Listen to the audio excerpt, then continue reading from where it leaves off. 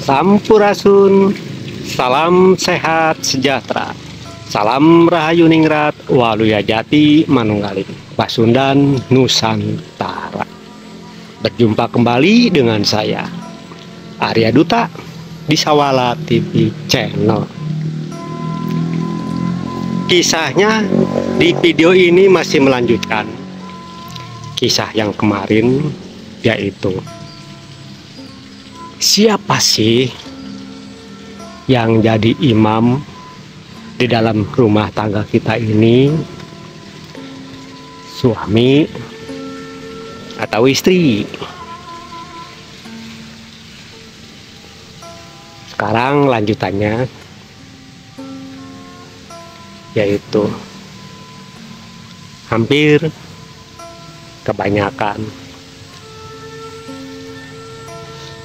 dari seorang suami ini dianggap oleh seorang istri adalah pekerjanya dia. Jarang diri kita ini sebagai suami dianggap oleh mereka itu sebagai imam. Sangat amat jarang sekali. Pasti hampir rata-rata, hampir semua, hampir ya, bukan semuanya, hampir semua, berarti kan di atas 70%, sang suami dianggap oleh sang istri itu adalah sebagai pekerja. Bukti nyata, kisah nyata akan saya kisahkan, akan saya ceritakan di video ini. Sebelum dilanjut, silakan tekan dulu subscribe-nya. Yang belum subscribe juga tekan loncengnya yang belum ditekan. Jika video ini bermanfaat, silakan like, silakan juga komen. Yang sudah subscribe di Sawala TV Channel, saya ucapkan banyak terima kasih. Oke, saya lanjut lagi videonya, ceritanya dan kisahnya. Di saat pagi-pagi kita dibangunkan oleh istri kita. Apa yang sering kita dengar kata-katanya dari istri kita ini? Pak, ya, bangun ya, udah siang, mau kerja nggak? Tuh kan, dibangunin, kita bangun juga belum, masih terbungkus selimut, sudah ditantangin, mau kerja nggak? Hehehe, ya kan? Biarlah para suami sering merasakan, sering mendengarkan kata-kata itu. Hayah. Bener ya? Itu baru satu. Di saat kita kerja,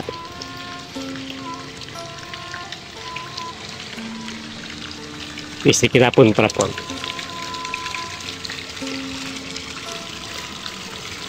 Ayah, udah makan siang belum? Udah, Bu. Makan siang di mana? Di kantin. Sama cewek apa sama cowok? Nah. Sering kan dengar seperti itu? Sering lah. Bohong kalau gak pernah dengar tuh. Di saat pulang kerja, biasanya jam 5 sampai rumah, karena ada macet di jalan raya. Kendaraan kita pun tersendat.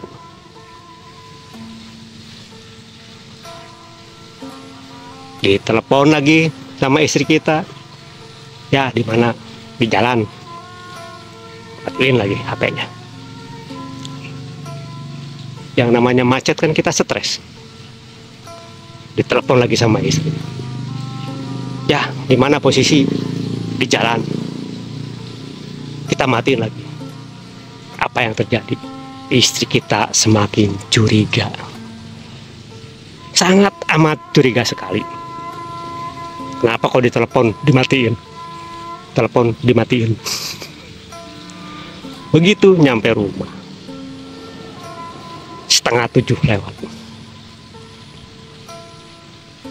Apa yang kita saksikan di dalam rumah?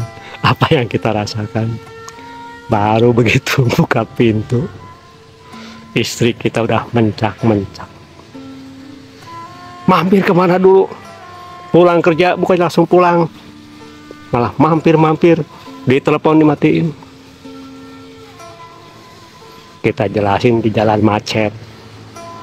Tahu sendiri, di mobil itu atau di motor itu, di kendaraan itu gak boleh telepon, kena tilang. Wah, kamu ini cari-cari alasan. Alasan gak masuk akal. Sering kan seperti itu? Sering banget lah. Sering kan merasakan seperti itu. Kita ini yang seharusnya jadi imam, kenapa kita ditindas? Kenapa kita diintimidasi oleh istri yang seharusnya jadi makmum? Baru kan terasa di rumah kita ini yang jadi imam diri kita sebagai suami atau istri kita yang jadi imamnya. Silahkan renungkan.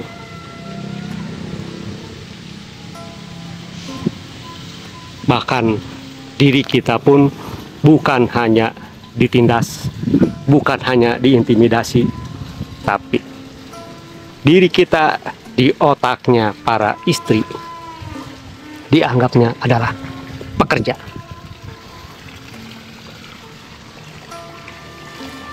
Pasti ada yang bertanya kan, wah masa sih?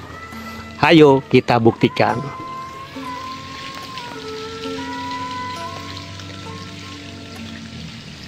Terutama orang-orang yang kerjanya buruh ya. Maaf, bukan merendahkan para pekerja, tapi saya cuman mengungkap kisah nyata.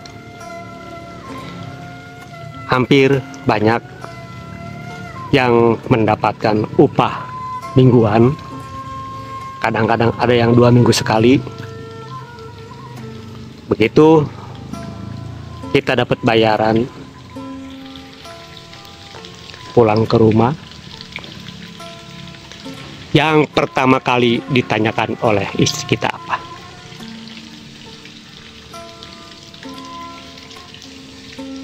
Dan mungkin begitu datang diri kita disuruh mandi dulu, disuruh makan dulu. Bohong. Pasti yang pertama kali ada di otak istri kita adalah, Pak, mana uang bayaran? Iya kan? Iyalah. Nomor 1 pasti tanya mana uangnya.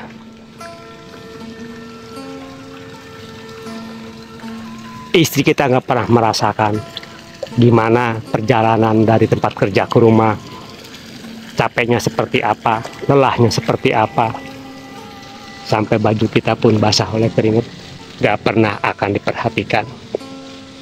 Yang ada di otaknya adalah uang, uang, dan uang. Itu bukti nyata kalau kita ini dianggap oleh istri kita itu adalah sebagai pekerja.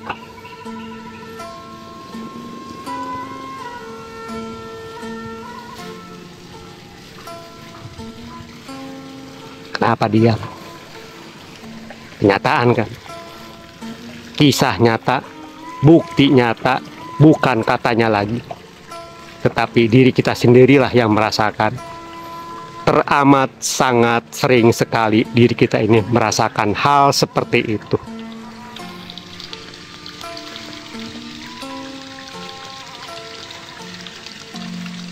Bayaran kurang sedikit aja pasti dijamin ngoceh-ngoceh. Biasanya dapat uang segini kok sekarang segini. Pakai buat apa?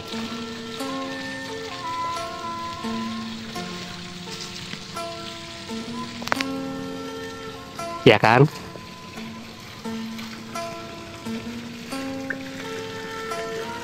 Karena istri kita gak pernah berpikir kalau HP suaminya ini butuh kuota, diisi kuotanya setiap bayaran.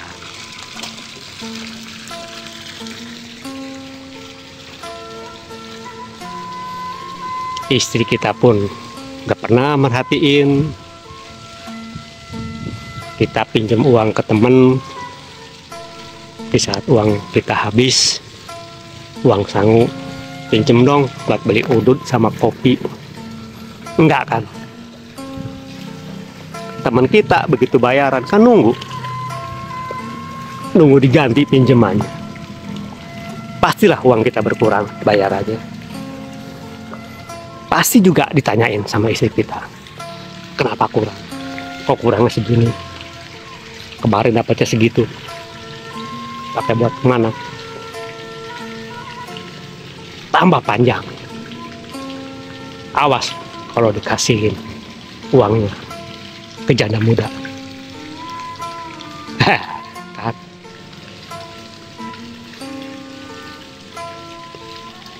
Siapa yang merasa seperti itu?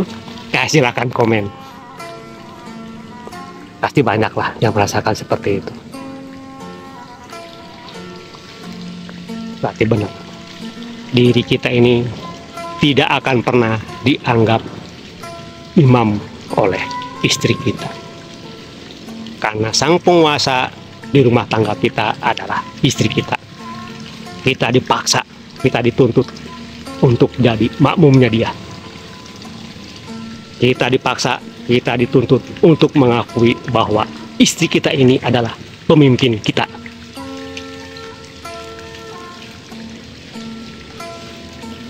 Para istri yang merasa seperti itu, sadarlah.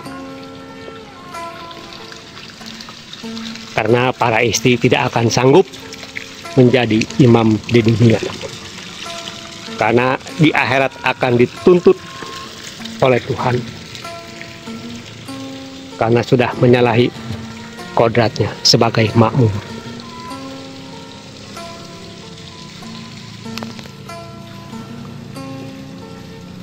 Untuk para istri, mumpung masih diberi kesempatan oleh Tuhan untuk hidup, menjalani kehidupan di alam jagat raya Pramudita ini, segeralah sadar dan menyadari bahwa suami kita itu, bahwa suami para istri itu adalah imamnya istri, pemimpinnya istri,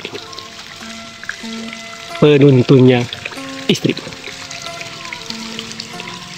Hargai, hormati para suami.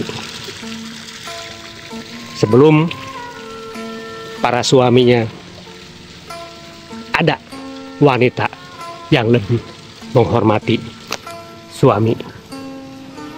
Ada yang lebih menghargai suami.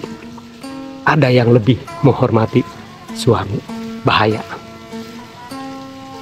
jika seorang suami sudah ada seorang wanita yang lebih menghargainya, yang lebih menghormatinya. Hati-hati. Sudah pasti suami pun lebih memilih kepada seorang wanita yang menghormatinya, seorang wanita yang menghargai. Ingat itu para wanita, hati-hati dengan hidup dan kehidupan di alam jagat raya Pramudita ini. Oke. jangan dilanjut, nanti tambah parah ya. Saya cukupkan dulu videonya sampai di sini.